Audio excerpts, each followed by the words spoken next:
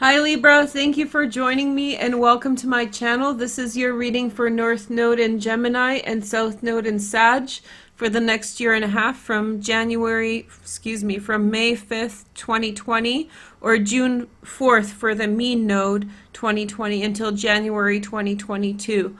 If you want to know about the technical aspects of what's going on with your chart, please go to the video at the end of this video in the click-through or in the description. I would recommend that you watch that first. It's an explanation of what the North Node is for the collective, what the South Node is, and I really recommend you watch that before you watch this. And yeah, I hope you enjoy it. In the meantime, today what we're going to talk about is what's going on in your chart, whether you're a sun, moon, or rising Libra, Venus, Mars, and North Node as well. I guess we can talk about all of these things to some extent. And I hope to explain everything to you guys via astrology and then do a pretty in-depth tarot reading about what's going on. So first off, let me show you 3 transits that are really important coming up. And I'll explain to you what's going on for you, and then we'll move on to the tarot and oracle cards. The oracle cards are going to tell you what are the personality traits that are going to emerge over the next several months, the next 18 months, so pay attention to that. Okay, so first, the North Node is in a key position for you. This transit is actually very, very beautiful. It's at the top of your chart. You see here, this is the top of your chart, this is the bottom of the chart. So this is a very outwardly manifestation energy. So you are really in alignment with where your life is going now. The North Node is guiding you towards directions that are really formative for who you're going to become over the next 20 years. And as it crosses the MC line, you will, as it has crossed the MC line, you have in some way now directed yourself towards finding new things, new ideas, new systems of thought, new experiences in the world around you that sort of explain the things you have learned in the recent past, which is the North Node transit in your 10th house. Now there's a secondary placement, which is the South Node in Sagittarius, and they're on an axis, as I explained in the other video.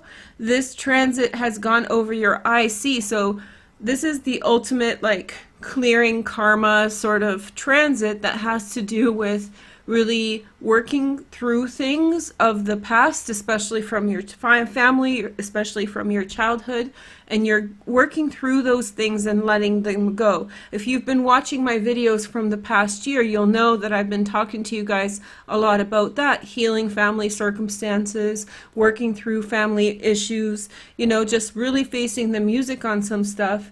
And now that the South Node has transited into Sagittarius, you finish that cycle, and now you are kind of in some way working through a different energy, which has a lot to do with siblings, maybe looking around where you live, like nearby, to find new opportunities, something close to home.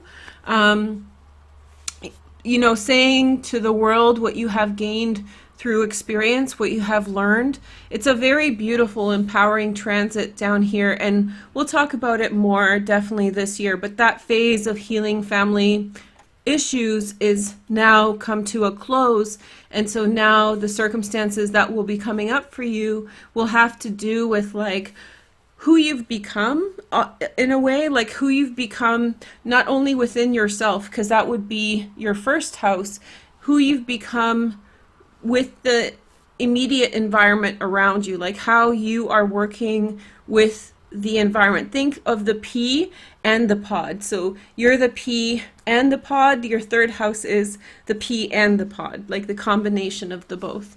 So you'll be going through experiences that make you probably assess how your environment is, how you are doing, and how that's working together for you. And what that's going to lead you to is release and freedom and being able to seek new opportunities to live, new experiences, and so forth. So your mind's going to be very focused on faraway journeys and, going somewhere far. I know that's really limited given the current circumstances for many people, but your mind's going to wander, especially. And even if you can't physically travel to another continent, to another country, you will be bringing into your mind new ideas, like new concepts. You're going to be very philosophical. Maybe you'll learn something new. Some of you might choose to go to university. This is a wonderful time to go to university. So I hope that you get excited about this. And yeah, it's definitely a beautiful transit. So look out for that. If your North Node is in Libra, you're in the quieter phase of this transit. So now for the next 3 or 4 years, this is going to be a more introspective experience for you. So this is a time to reflect. This is a time to kind of that hindsight, really assess where you've come from, decide where you're going, and you'll have a nice long transit of this. The pressure is off. You've done the hard work, and now you are able to focus in on yourself and figure out what the next stage is and put to rest certain things from the past while you look forward to the future. So let's talk about these 3 transits. This is May 2020, and with this transit, essentially, we start off on a very fast pace. So right away, there is a lot of things going on. There is a lot of opportunities for all of us. All the activity with this transit, or the majority of the activity, happens in May through August this year, and then May and June next year. So because the North Node is a special transit, I'm not sure if you watched my North Node video last year, so let me explain it once again for you guys. If the North Node is by itself, it's called unsupported. There's no planet around it to help it out, to kind of get you going to where you feel like you want to be, right? And so for the majority of the year and a half, this is what it's going to look like, all by itself. Very similar to its transit in Cancer. There was nothing else around it, except during the time in which the inner planets, Venus, Mercury, and the Sun, transit through Gemini, right? So May, June, July, depending. Sometimes, Venus has her own course. She just happens to be with the Sun at this time. Here's Vesta, who is an asteroid and a very powerful one. So that's kind of a nice group of transits that are supporting you towards your goals and ambitions. So if you feel like, oh, you will, with the North Node in your 9th house, you will feel drawn towards a particular direction. And in your case, in the 9th house, that has to do with broadening your horizons, going out into the world, finding some truth, just expanding how you see things, learning new things, going to universities, travel. Of course, that's affected by bigger patterns in the world right now, or restrictions, but you still want to do that. With these transits in Venus and Vesta, Mercury, and the Sun, through May through August, you will have more of an availability to get to where your heart is drawing you to. The rest of the year, it's going to look like this, and you're going to feel like you're going to have to put in more effort to get there. If you have placements in Gemini, those placements are going to help you get there, or if you have friends who have placements in Gemini, those people will help you get there. But otherwise, it's going to be a lot of longing and wanting to be somewhere where one isn't. Okay, so it's something we're all going through. It's not just you, but we're all experiencing this dynamic. And remember that this May through August time period is when we can get the most done. And that's important to remember when we talk about the next transit, which is essentially September to October, but more importantly, October, November, and December this year. A lot of people are already talking about it. Let me break it down for you. Now, I'm not telling you to scare you, to worry you, but I am telling you because I feel like we have very good energy in the spring and summer, and I feel like from what I'm seeing, what I'm hearing, I feel like whether it's astrology or politically or so forth, there's a lot of people saying things that are not in alignment with the way that I see the astrology. Namely, people are saying, oh, it's going to be so great, everything's awesome, water under the bridge, we're going to have a bull market, all of these things. Hold up. Hold there, buttercup. That's what I think when I hear that kind of stuff. What I think is going on, and this is just a precautionary Virgo kind of telling you something. In September, so remember, really an opportunity to get a lot done May through August. And you want to use that time wisely, because in September, Mars will go retrograde in your 7th house, and in your house, that's Aries. For everybody that's going to initiate something, essentially looking back at something from the past, rethinking it through, maybe something to do with partnerships, something to do with business partnerships, and sometimes in some circumstances, dealing with your enemies. The 7th house is the known enemy, the person, Susie down the block who spread all the rumors. You're watching her, right?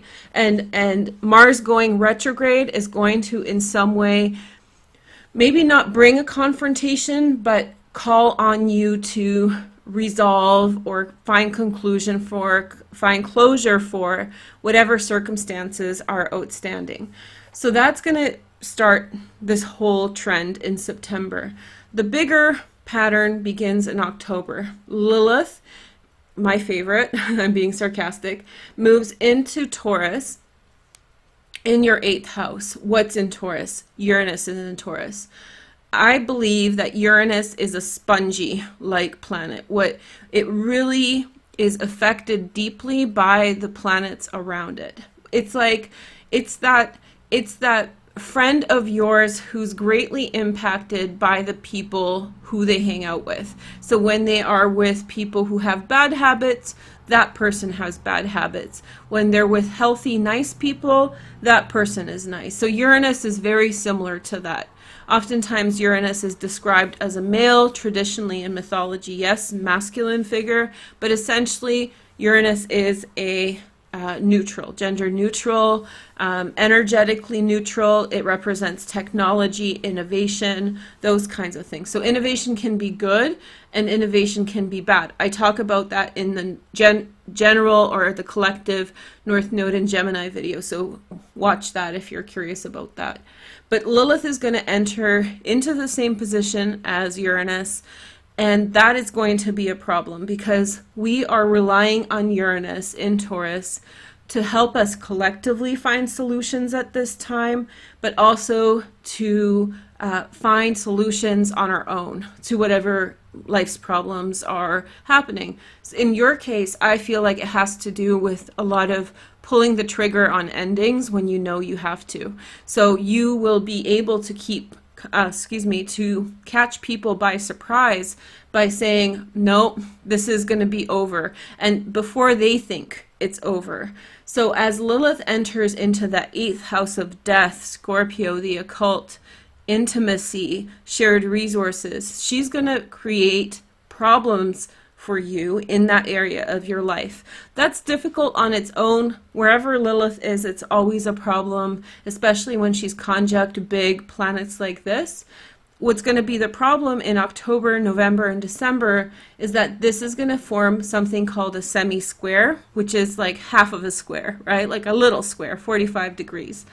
And when that happens, and that's going to hold until the end of the year, till January, there is going to be less flexibility with which we can operate to get us to where we're going. So the North Node of you finding solutions by making your bubble bigger, your frame of reference bigger, looking outside of where you're dealing with things to find a solution outside, that's going to be somewhat thwarted or minimized in October, November, December.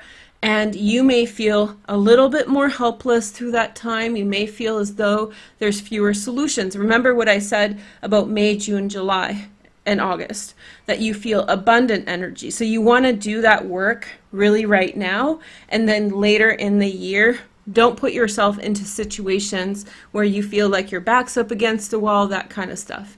That's the real takeaway from this. The other aspect that's going on during that time is the last time Jupiter, Pluto, and Saturn will be together in the same sign for thousands and thousands and thousands of years. This is the same or a very similar transit to the beginning of January, and we know what happened in January, February, and March. So I feel as though, although there's no eclipses here, I really hope that this will be a turnaround, but I would not bet on it, and I would say that depending on how we deal with what we've been given in January, February, and March, individually and collectively, that's going to be what we receive at the end of the year, the consequence of that.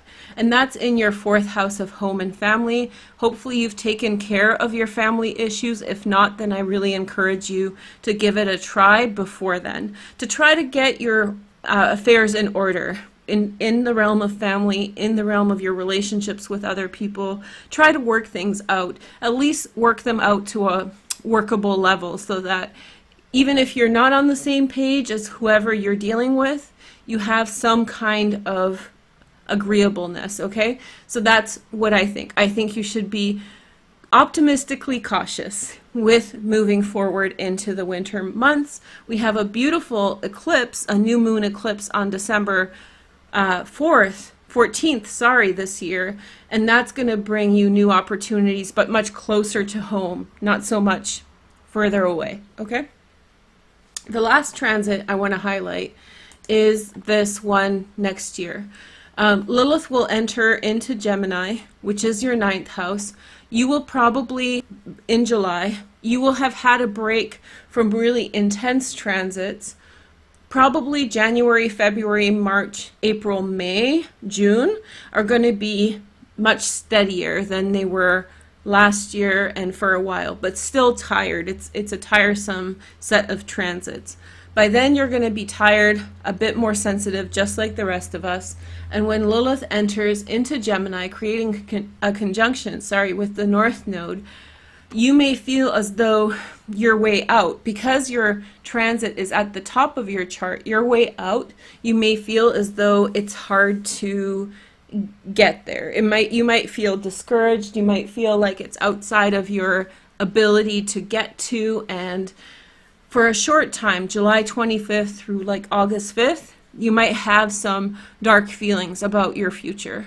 However, the beautiful transit that follows is Ceres right here, and she's like a mothering energy, protective energy. She comes into this area almost immediately, and she stays with the North Node until the North Node shifts into Taurus. So Ceres will essentially protect us from Lilith next year. There will be that blip in July, and so keep your chin up, don't get discouraged.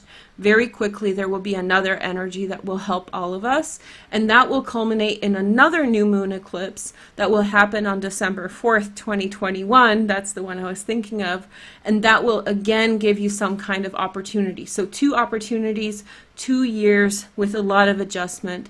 And for you that's important because the North Node in the 9th house, it's like your vision of where you're gonna go, and that's a really hard thing to face when you feel like you can't get somewhere, like you're not going to get out of this, you're not going to find some kind of solution to life's problems. You'll have a couple moments of feeling discouraged, and I'm telling you, don't be. Things are going to work out, just a little bit of patience, okay?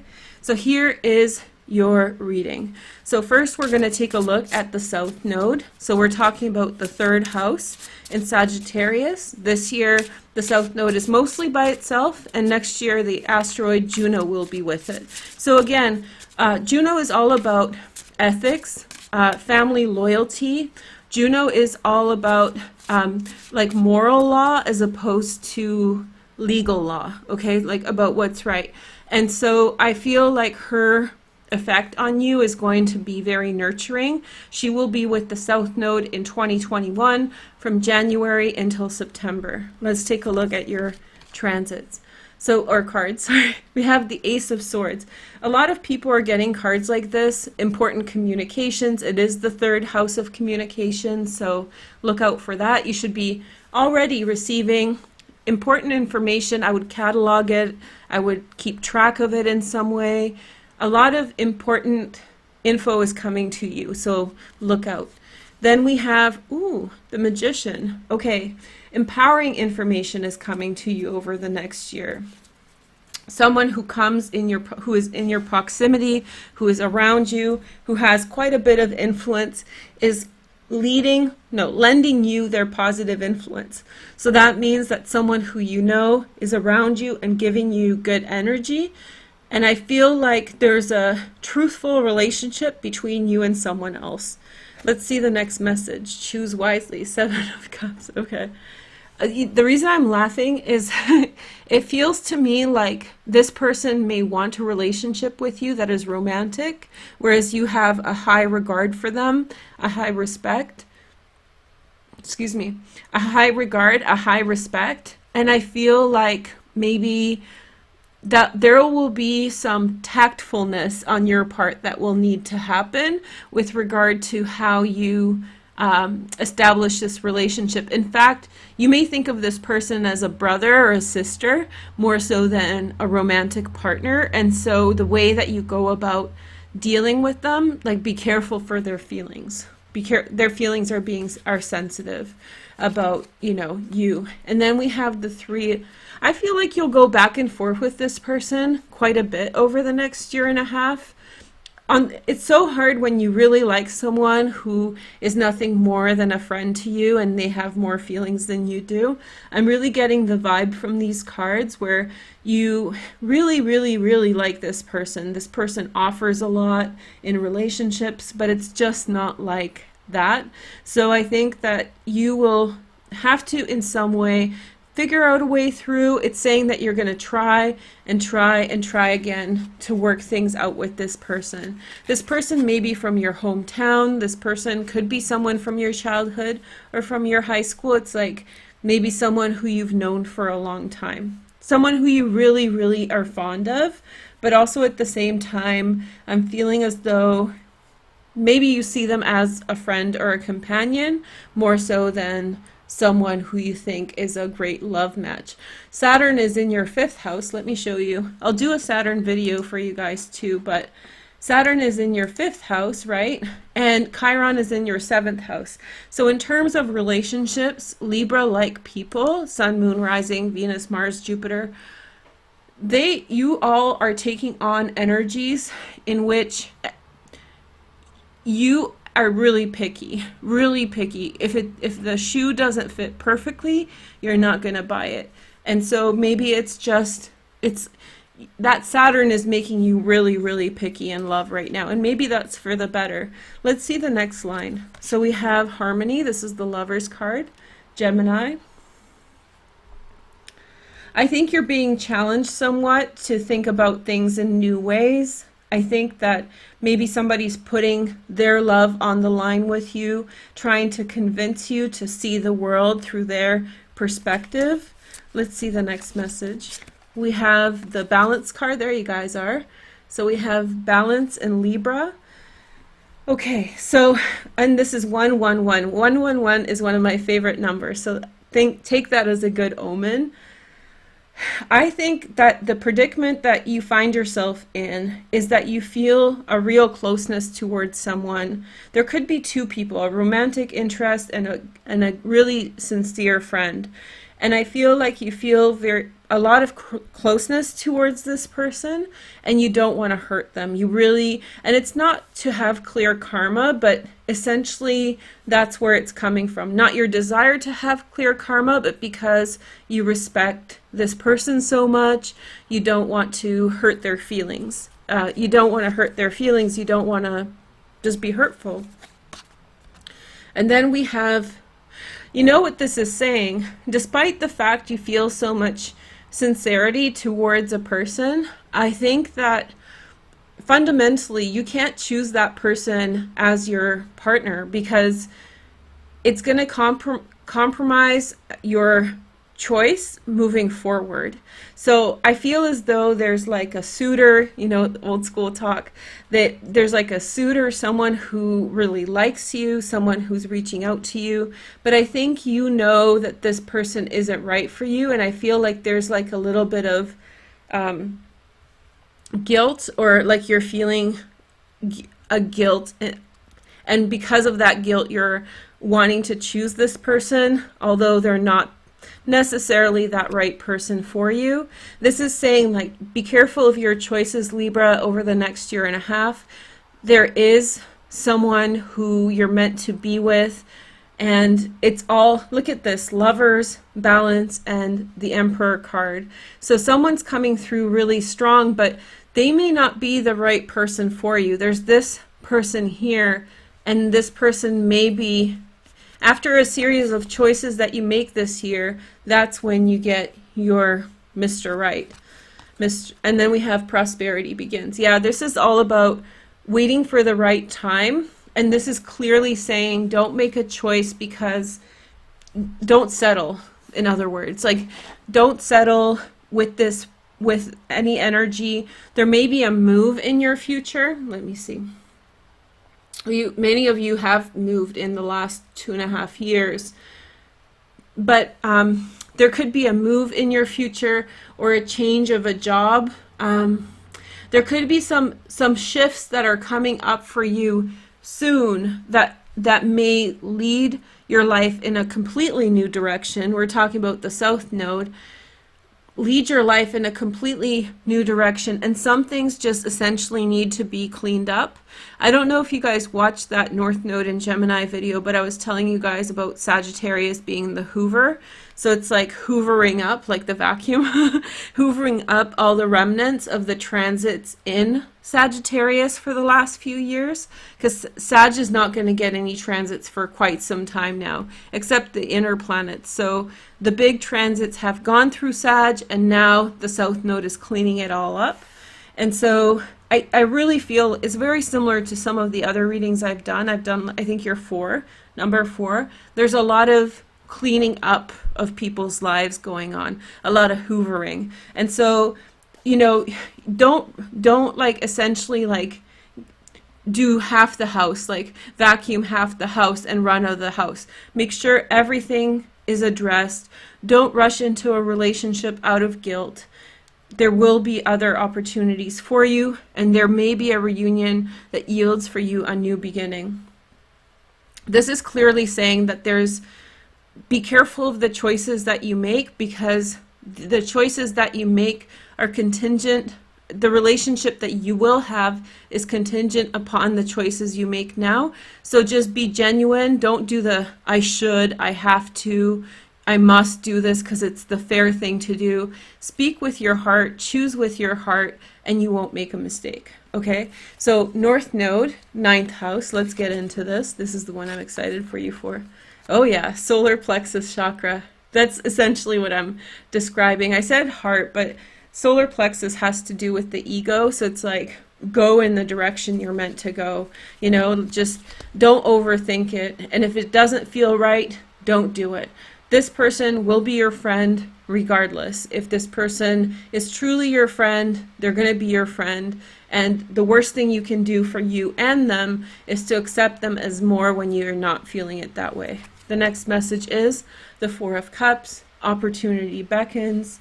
New beginnings. Yeah, but it's, you know, 4 of Cups oftentimes is like an offer that's not quite there yet, you know, an offer but less than what you've wanted, or, you know, it's hard to say, but it really comes across as recognize that somebody's giving you an offer of less than what you want. Maybe not less than what you deserve, because I do think that you genuinely really like this person, but I think that you know in your heart of hearts that there's more for you out there. The next message is we have the heart chakra. Okay, so yeah, this is saying choose wisely. Your love life depends on it. I don't mean to scare you, but you see, even with the cards, I'm covering this guy up. Who cares about the Magician? There's an Emperor in your future, Libra. So just hold on tight. We'll get you through this, okay? Here is the next message. We have the sacral chakra. Okay, so this is your mojo going. That's what I'm saying. Like, oh, look at these alignment. That's really neat. That just means that the chakras are aligned and that they're working together to get you to where you're going. I think it's a pretty big omen.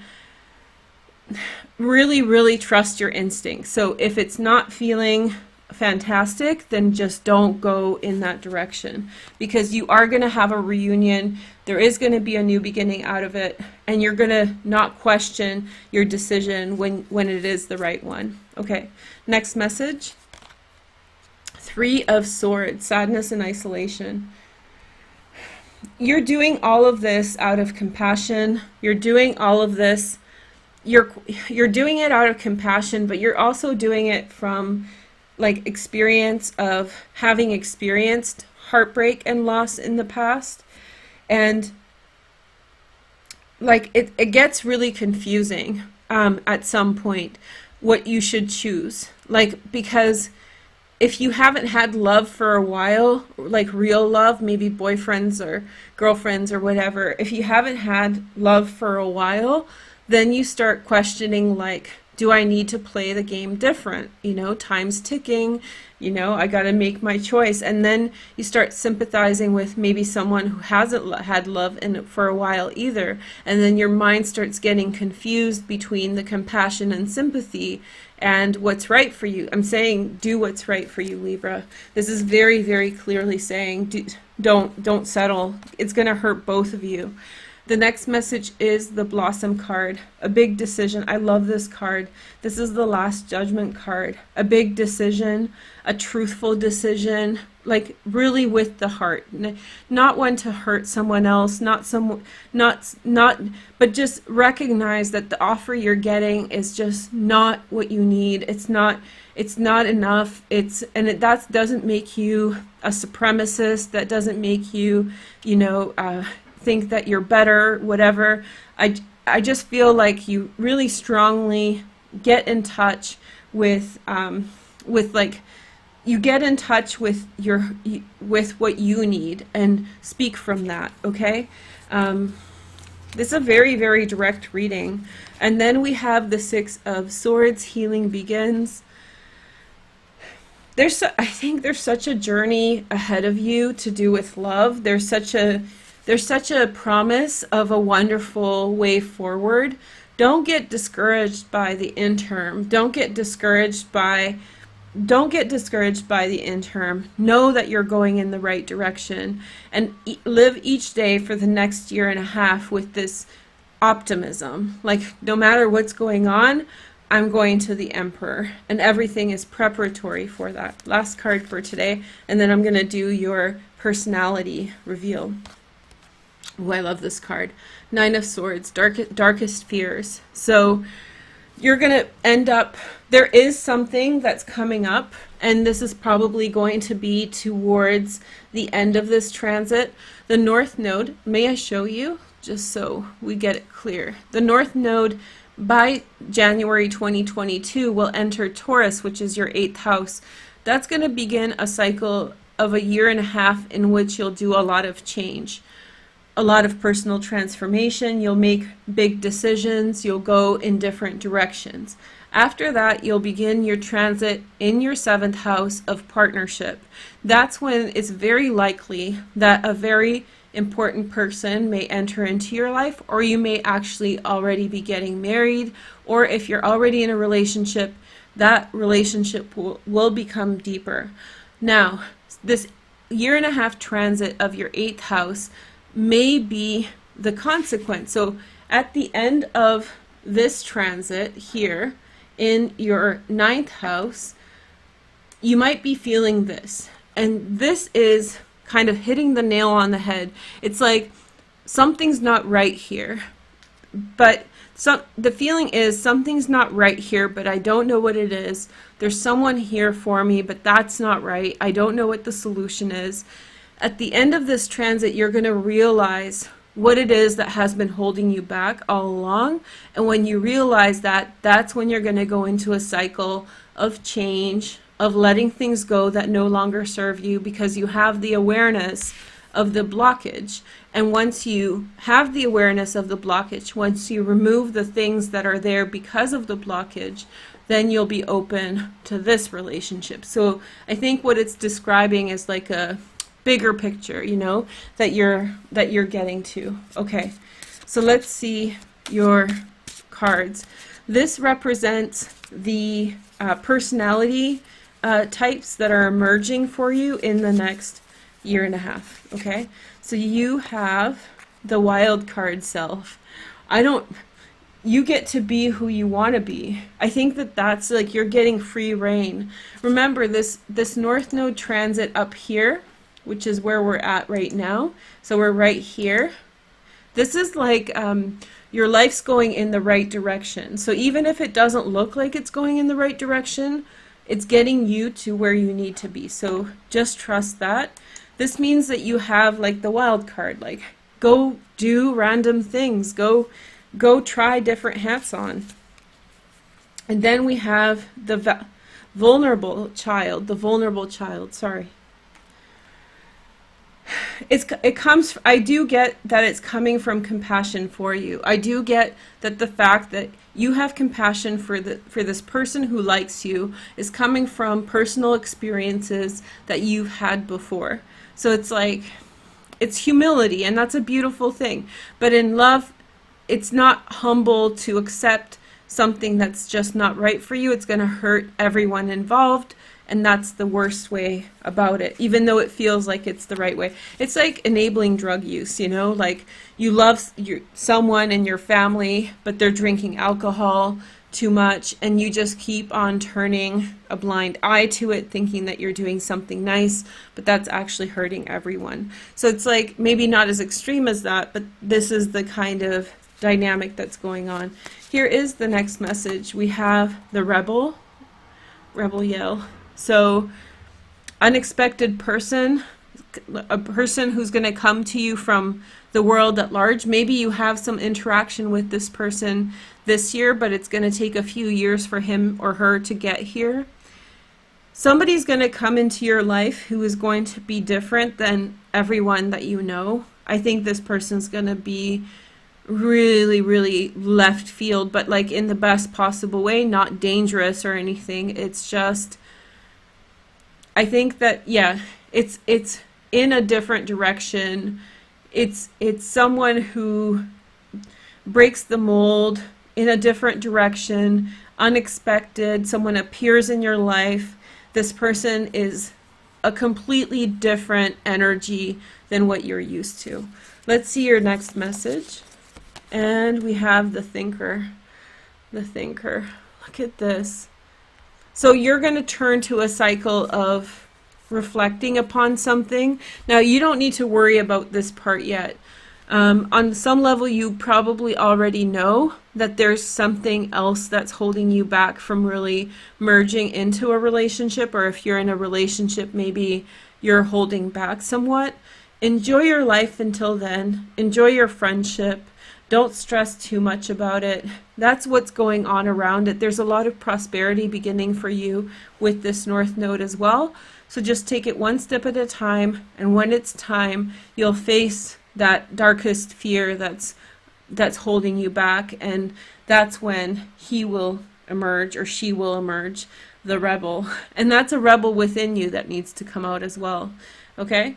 I wish you guys all the best. If you want to check out the North Node in Gemini video, just click through right there. And I'm going to link my full moon in Scorpio videos on Tarot Talk. There's too much stuff going on, so I'm putting some stuff on Tarot Talk. If you're watching this after May 2020, then there's going to be other videos up there for you to watch. They're all going to be recommendations, so go check it out. Thank you for watching. I wish you guys all the best, and I'll talk to you soon. Take care. Bye.